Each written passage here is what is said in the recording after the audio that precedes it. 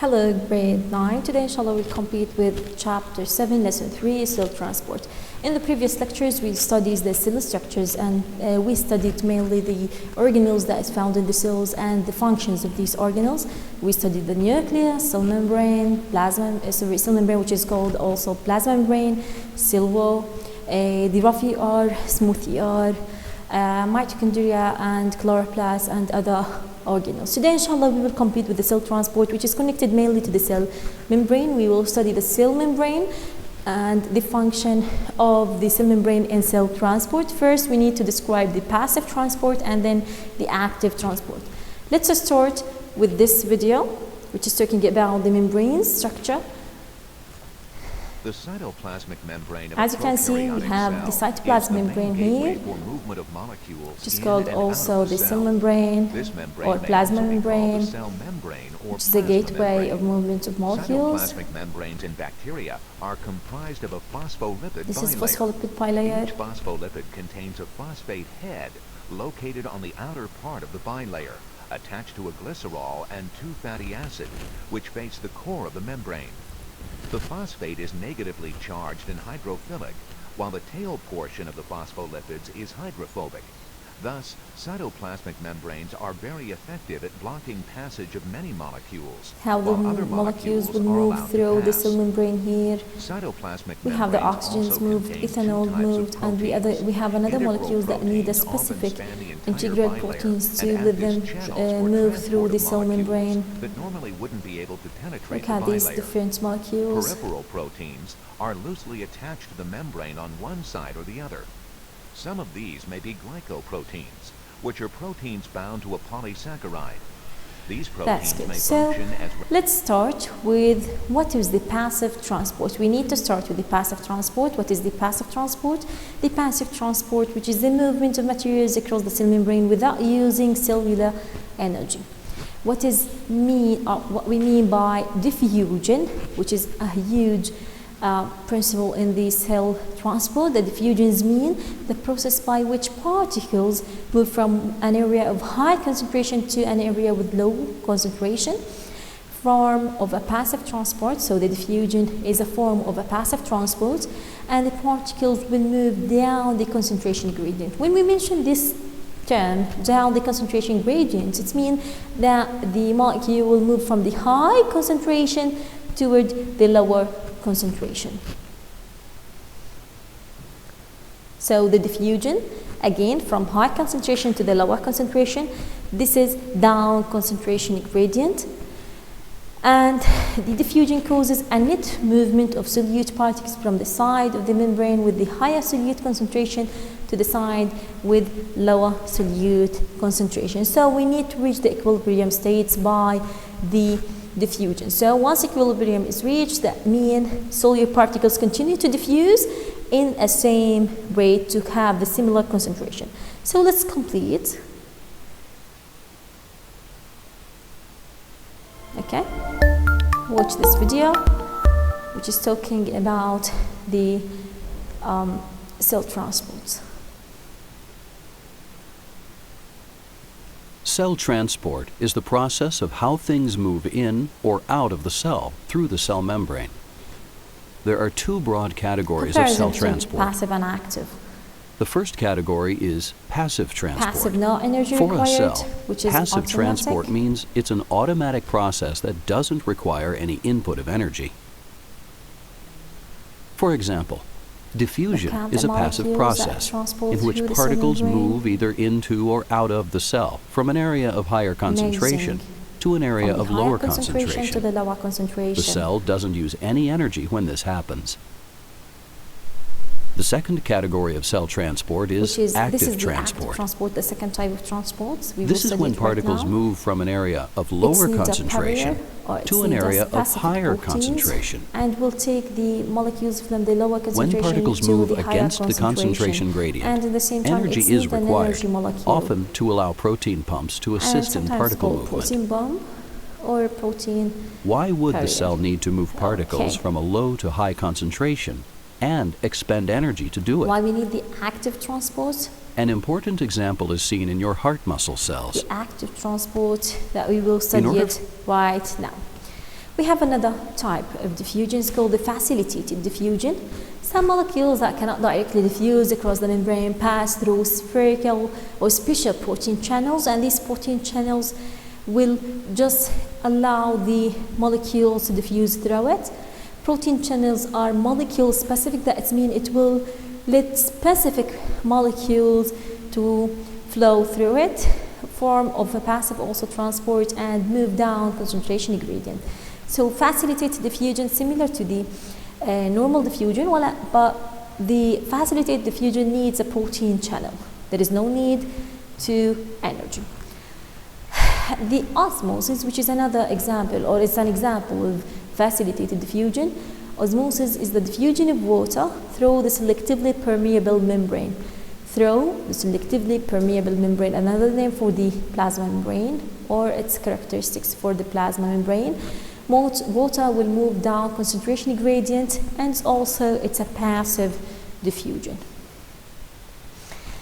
According to the osmosis, we have three types of molecules, which is a solution, hypertonic, hypotonic, and isotonic. Hypertonic, higher concentration of solute and low concentrations of solvent, which is the water here. Hypotonic, it's mean low concentration of solute while high concentration of solvent. And finally, the isotonic, which have equal concentrations of solute and the solvent.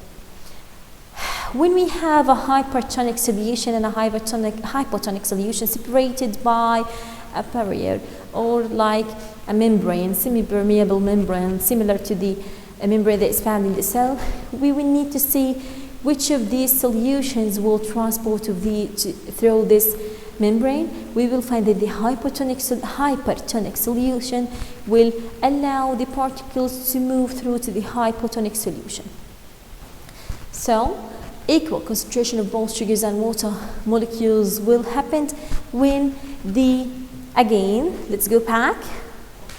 This is the hypertonic. The water will move from the hypotonic solution towards the hypertonic solution. So the water will move here through the osmosis relationship, okay?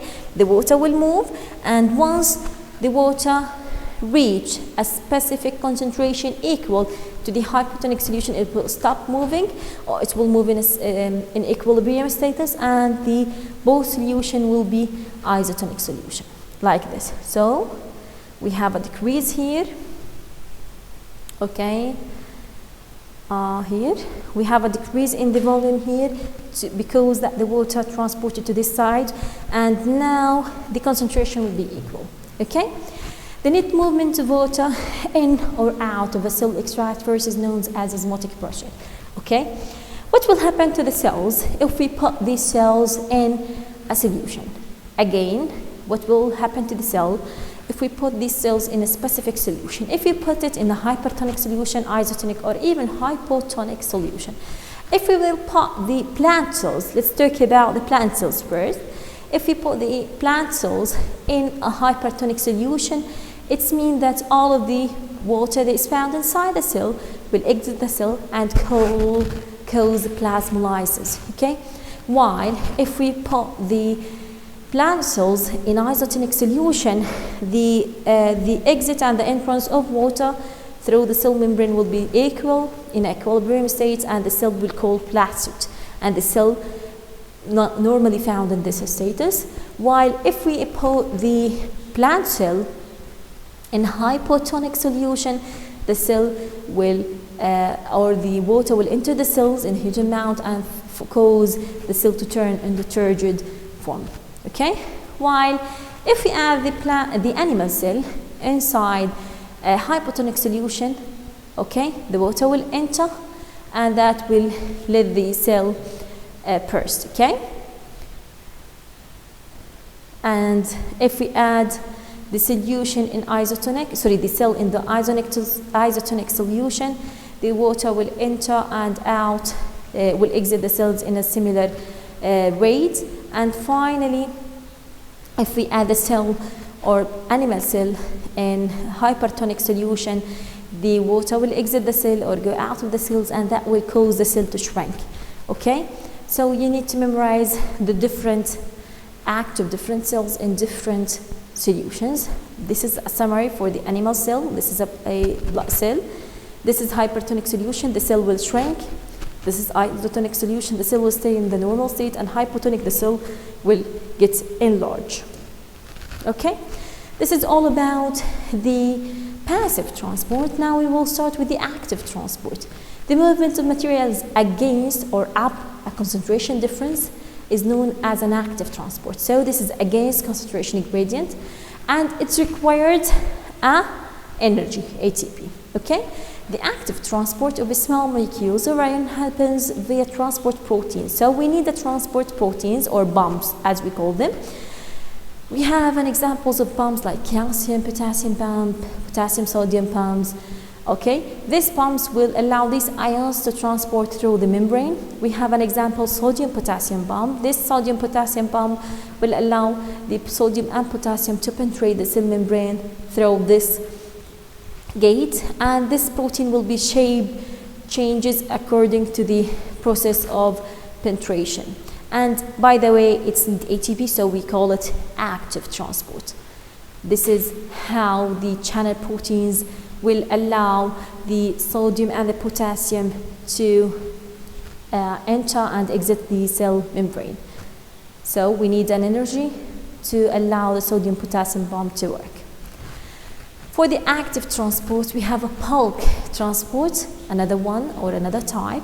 The bulk transport moves larger molecules and clumps of materials across the cell membrane. It's also required an ATP. We have 3 types of bulk transport. So we have 2 types, either endocytosis or exocytosis. The endocytosis, it means this will enter the cell, and the exocytosis will exit the cell.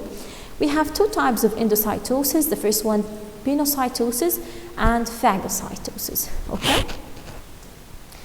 Endocytosis, when the cell membrane will form a vessels around the molecules, so a process of taking material into the cell by a vessels or a vacuoles, we call it endocytosis. Endocytosis having 2 types again, phagocytosis and pinocytosis. Phagocytosis, cytoplasm extensions surround the particles and package it within a food vacuole, and the cell then engulf it. As an example, we have the amoeba eat this way. Okay, while the pinocytosis cells form a tiny pocket along the cell membrane. The pocket fills with liquids and pinch off to form vacuoles within the cell, means cell drinking. Okay, the cell drinking, pinocytosis, the cell eating, the phagocytosis. We have 2 examples of phagocytosis and pinocytosis here.